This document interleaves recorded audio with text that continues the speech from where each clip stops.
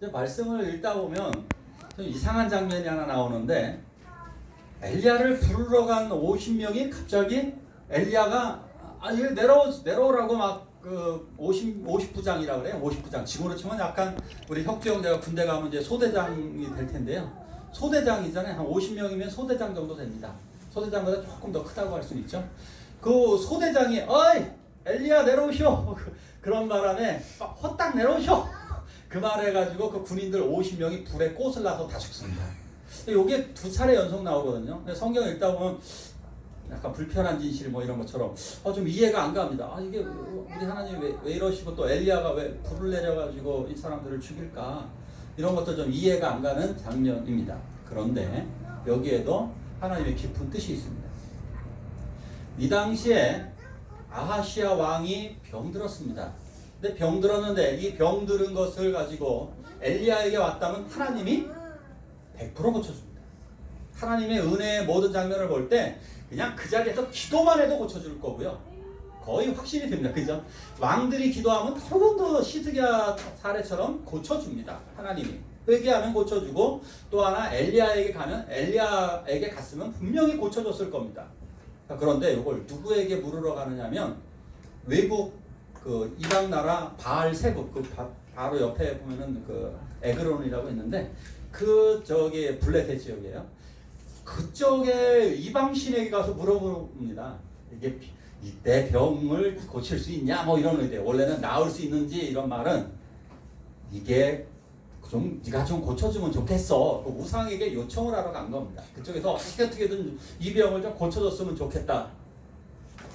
그래서 여호와 엘리야가 지나가는 길에 그 사자들을 만나서 이렇게 얘기합니다. 그 사자들을 만나고 이렇게 얘기합니다. 네 왕에게 전해라. 아하시아 왕입니다. 아하시아 왕에게 전해라. 너 죽는다고. 너가 죽는다고. 그러니까 여기에서 아하시아가 화가 나가지고 군대를 파견한 사건입니다. 이게.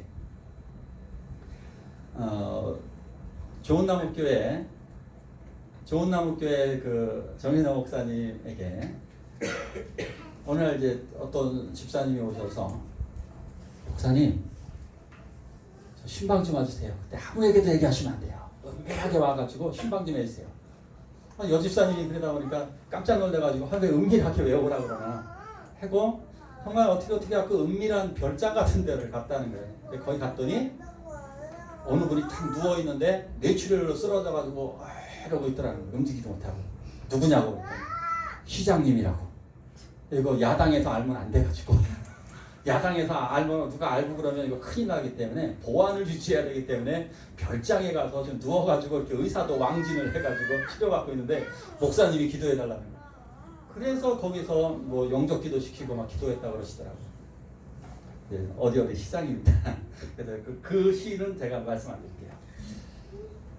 이러면은 괜찮죠. 이게 나중에 알려져도 이런 거 가지고 파면할 정도는 아닐 겁니다. 그런데 우리나라 대통령이 저기 아프리카 무당에게 가지고 이 병이 낫는지 안 낫는지 이거 좀 확인해 보라고 거기서 그쪽에 무당을 모셔오라고 만약에 사절단을 보냈다면 우리나라 대통령은 탄핵될까요? 안 될까요? 전 탄핵된다고 봅니다. 우리나라는 기독교 국가가 아니잖아요. 기독교 국가가 아닌데도 만약에 대통령이 무당을 부르러 아프리카까지 사람을 보냈다고 그러면 그건 탄핵감입니다. 더군다나 하나님의 국가에서 이런 일을 벌이는 것. 물론 아하시아는 지금 절박합니다. 왜? 아버지 아합이 갑자기 죽었잖아요. 전쟁터에서. 그러고 나니까 시리아가 쳐들어옵니다. 지금 시리아와 전쟁 중입니다. 전쟁 중이에요 지금. 그리고 모압이 배반을 했습니다. 이웃나라 모압이 배반을 했습니다. 그러니까 우리나라하고 거의 상황이 비슷한 거죠. 중국 저러고 있고 북한 핵 가지고 있고 저 일본이 전쟁 걸어오고 막 이런 상황이란 말이에요. 그러니까 우상하게 또 의존을 한 거예요. 이게 명백한 죄악이죠. 거기 누가 있다고요? 엘리야가 있잖아요. 하나님이 계시잖아요. 그리고 이렇게 책망을 합니다. 야 거기에 하나님이 없어갖고 거기를 물으러 가냐? 이스라엘에 하나님이 없냐? 아멘? 이스라엘에 하나님이 없습니다. 이 대한민국에 하나님이 안 계십니까? 저는 이런 행동들을 그런 거라 그랬죠. 일본의 신사를 여기로 가져오는 거라. 이러한 일을 벌이는 이런 것들에 대해서 엘리야가 심판을 하는 거예요. 그러니까 여기에 대해서 이 화가 나니까 아하시아가 화가 나니까 엘리야를 당장 잡아와라. 고놈 당장 잡아와라 해가지고 군인 50명을 파견한 겁니다. 그러니까 엘리야를 모시러 갔다면 두 가지 방법이면 돼요. 군인 두세 명이 가가지고 정중하게 모셔오면 됩니다. 아니면 수레 하나를 보내갖고 더 정중하게 수레에 태워가지고 모시고 오면 이거 병 이거 낫습니다. 왜요? 거기서 수레 보냈다는 건 뭐예요? 내가 하나님을 의지하겠다는 거 아니에요. 그러면서 저 좀 고쳐주십시오. 저희 나라 지금 풍전등합니다. 그러면 엘리야가 오케이. 엘리야 그럴 뿐이죠. 하나님 또 그러신 하나님이시잖아요. 과거에도 그러셨고 늘 그러셨던 하나님이시잖아요. 그런데 병사들은 그 왕이 건방지다 보니까 병사들은 더 건방집니다. 병사들이 50명이 딱 가서 원어를 보니까 이런 투예요. 어떤 투냐면 어이 그것 좀 내려와 보시오 이렇게 얘기합니다. 이게 원어를 보면 이게 반명령조인데 하대하는 이야기예요. 명령조예요. 명령.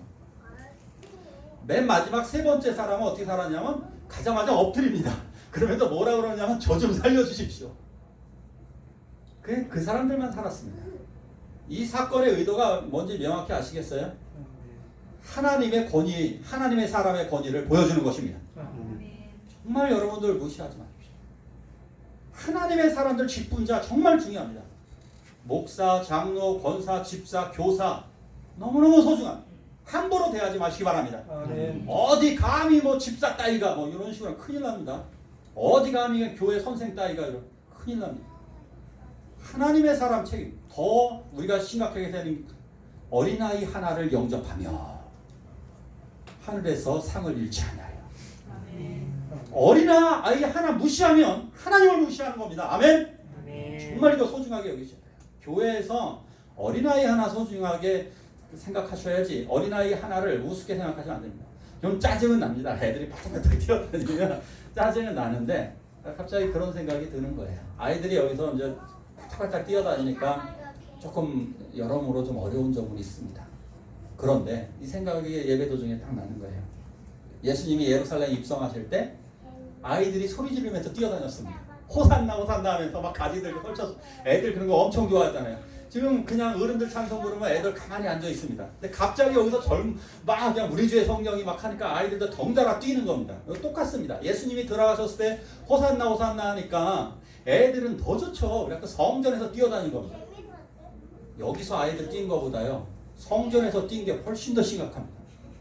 성전에서 감히 누가 뛰어다닙니까? 이건 진짜 쥐자대기 맞을 몽둥이로 맞을 짓입니다. 이 성전에서 감히. 예수님이 뭐라고 그래서 제사장들이 와서 막 항의하죠. 예수님에게 저 아이들 저 못하는 짓이냐고 막 그럴 때 예수님이 그러잖아요. 저 아이들이 떠들지 않으면 돌들이 소리 지르리로다. 너희들 지금 잘못하고 있다는 거예요. 어린아이들 젖먹이들의 입에서 나오는 찬송이 온전케 하셨다함을 듣지 못하느냐? 시편의 말씀 인용합니다. 저 젖먹이들이 진짜다라는 거. 우리도 좀 보기는 좀 막 뛰어다니니까 싫긴 한데 어쩌면 쟤네들이 진짜일 수 있어요. 그래서 마음은 조금 불편하긴 해요. 막 뛰면. 근데 조금 관대한 눈으로. 그리고 좀 부모님들은 조금 자제시켜 주시고. 양극한 이게 쉽진 않아요. 잘 해서. 그러니까 아이들이 야 너희 뛰는 건 좋은데 여기서 같이 뛰자. 여기서 뛰자. 여기 올라오고 싶어요. 애들이 주목받고 싶어. 자, 그런데 제가 뛰자. 어린아이들도 정말 소중한 산들교회가 됐으면 좋겠습니다. 지금 근데 산들교회는 너무너무 잘하고 계세요. 다른 교회에서는 감히 상상할 수 없는 일들을 산들교회에서 하니까. 그러나 조금 자제는 시킵시다. 조금 서로 얘기해서 야 뛰는 건 좋은데 좀 나오신다. 잘 한번 요 간격이 이게 쉽지는 않은데 한번 잘 하시기 바랍니다. 결론 아이들 하나님의 사람들이니까 소중하게 여기시기 바랍니다. 우리 서로 집사님들 우리 서로 당신은 소중한 분입니다. 서로 인사 나누시기 바랍니다. 소중한 분입니다.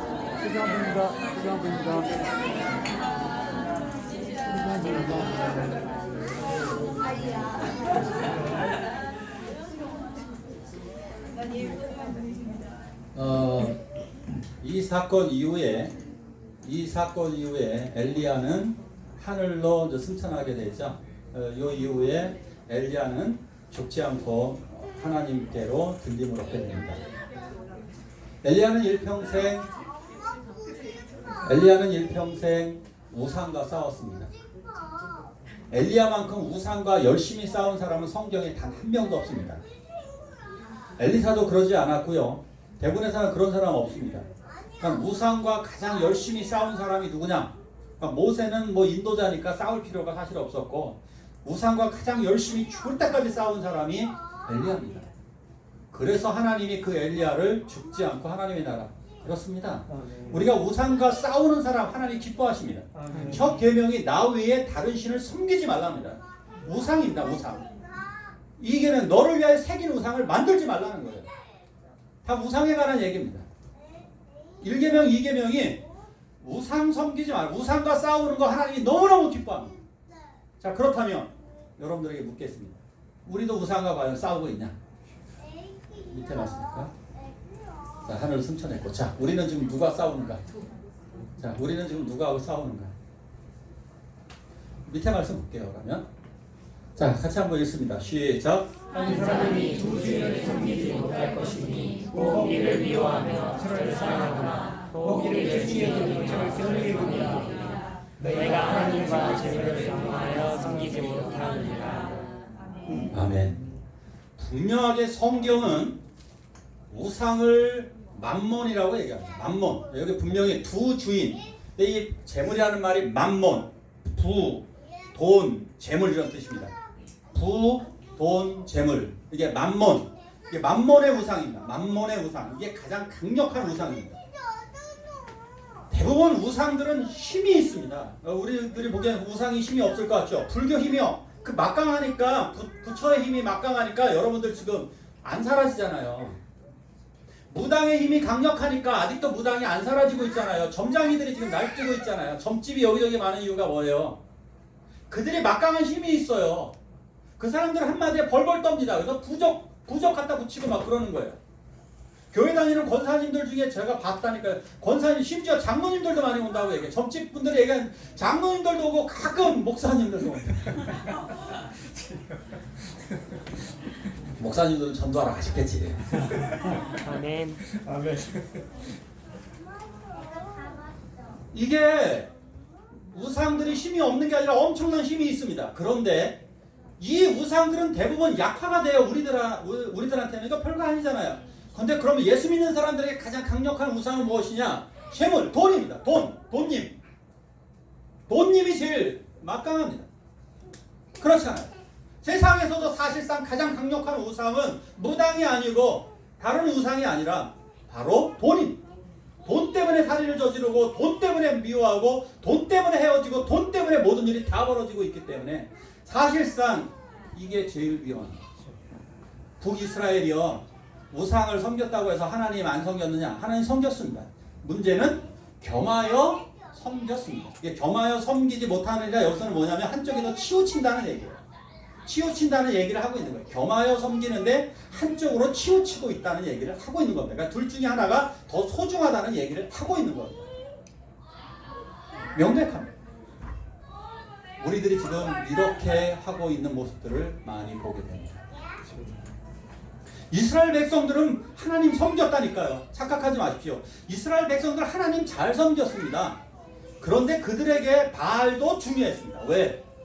바알은 하늘에서 비도 내려주고 농사도 잘 되게 해주거든요. 그렇게 착각하는 거죠. 바알이 그거 해줄 줄 아는 거죠. 그러니까 그들은 바알을 섬기는 게 곧 돈입니다. 돈. 바알이 곧 돈이라고 생각했던 겁니다. 자, 교회 다니는 우리들도 지금 이 두 가지에서 지금 왔다 갔다 하고 있는 겁니다. 지금 이 사회에서 가장 원하는 직장이 뭡니까? 공무원이잖아요. 그럼 왜 공무원 하려고 그러시는 거예요? 젊은이들에게 안정적인 직장, 안정적인 월급이 꼬박꼬박 나오는데 국가를 위해서 내가 헌신하기 위해서 공무원 되겠다. 그런 사람 보셨어요? 공무원 시험 보는 사람에게 나는 대한민국 국가를 위해서 충성된 공무원이 되기 위해서 나는 어릴 때부터 뜻을 세우고 공부하는 거야. 그런 공무원 보셨어요? 너무 안타까운 거예요. 왜 그런 공무원이 안 나오냐 이거예요. 그런 공무원이. 왜? 돈이 이기기 때문에. 돈. 법관이 되려는 이유가 뭐냐고요. 그러니까 우리나라가. 왜 법대를 들여가야 하냐고요. 정의 세우는 거 아니잖아요. 돈이잖아요. 돈. 교회에서도 그래서 교회에서도 이 돈을 강조하다 보니까 헌금 잘 내시는 분들을 우대하게 되는 거예요. 교회도 이렇게 변질이 되어버렸죠. 그 다음에 우리들 신앙도 또 변질이 되었습니다. 그래서 남해 가지고 또 이래가 돈 해가지고도 우리가 엄청 많이 흔들립니다. 대표적인 사례를 알려드릴까요? 누가 헌금을 많이 하면 꼭 그렇게 얘기해요. 뭐 헌금을 그렇게 많이 해? 어떤 분이 전에 헌금했다는 얘기 들으면 그 미친 거 아니야? 아니 좀 쓸 돈도 남겨둬야지 뭐 이거 다 하고 그래. 그럼 그분의 신앙인 거예요. 남의 신앙이다. 자기에게 마음속에서 하나님의 강력한 메시지를 들으셔야 될 줄로 믿습니다. 헌금을 낼 때 우리들이 그러잖아요. 요거 헌금 띄었다 말았다 하는 경우도 있잖아요. 요거 낼까 저거 낼까. 어떤 때는 10,000원짜리 50,000원짜리 있으면 10,000원짜리 50,000원짜리 내게 부담이고 10,000원을 낼까 이런 적도 있잖아요. 왜 그러느냐? 돈 때문에 우리가 왔다 갔다. 적어도 헌금 드릴 때 한 번은 기도를 하십시오. 하나님 감사합니다. 성경에서 이야기하는 헌금의 원리가 뭡니까? 헌금 물질의 원리가 뭐예요? 물질의 원리예요. 물질의 원리. 너는 내 것이고 너의 물질도 내 것이라고 합니다. 바로 예수 믿는 사람들은 여기서 출발하는 거예요. 내 생명 하나님이 구원하셨기에 이 모든 축복 하나님이 주셨기에 나는 이것을 하나님의 뜻으로 관리한다. 그래서 그걸 청지기론이라고 하죠. 청지기. 내가 이거 맡아서 관리하는 것. 그래서 하나님의 앞에 헌금을 드릴 때 인색함으로나 억지로 하지 말라. 하나님이 기뻐하시는 허세를 드러내기 위해서 전 그런 헌금도 원치 않습니다. 이렇게 하는 제의도 있었습니다. 목사님 한 5억 정도 헌금하면 5억 헌금하고 4억은 되돌려 주실래요? 왜? 세금 피하기 위해서. 그런 헌금을 제가 어떻게 했어요? 저는 안 받습니다. 하지 마시라고. 또 때로는 허세에 가득한 헌금도 있어요. 허세에 가득한. 내가 이 정도는 해야 되지 않을까? 그게 어떻게 헌금입니까? 부정한 방법으로 버는 돈. 그런 게 어떻게 헌금이 될 수 있어요? 그런 돈 받았다고 교회가 또 좋아할 겁니다.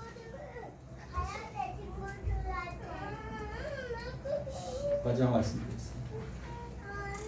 자, 말씀 읽고 마치도록 하겠습니다. 시작. 오직 너희를 위하여 우물을 하늘에 쌓아두라. 거기는 좀이나 녹록이 해하지 못하며 도둑이 구멍을 뚫지도 못하고 도둑질도 못하느니라. 내 보물이 있는 그곳에는 내 마음도 있느니라. 아멘. 정말 힘든 게 돈입니다. 정말 힘든 게 헌금입니다. 그래서 이렇게 하십시오. 여러분들 돈을 들어올 때 기도하시면 끝나요. 게임 사실상 끝이에요. 돈이 생기는 순간 여러분들은 이렇게 기도하십시오. 하나님 감사합니다. 이것을 주심에 감사하고 이것은 하나님 것입니다. 여러분들이 그 돈을 선하게 알아서 쓰시게 될 겁니다. 헌금을 하시던 이웃을 돕던 가정의 살림을 하던 그것은 다 은혜롭게 사용되게 될 것입니다. 그러기에 정말 기도 많이 합시다. 돈에 대해서 좌우되지 말고 하나님 감사합니다. 이것은 하나님 것입니다. 함께 우리 기도하시기 원합니다. 찬송 부르시고 우리 기도하시겠습니다. 손에 있는 고기보다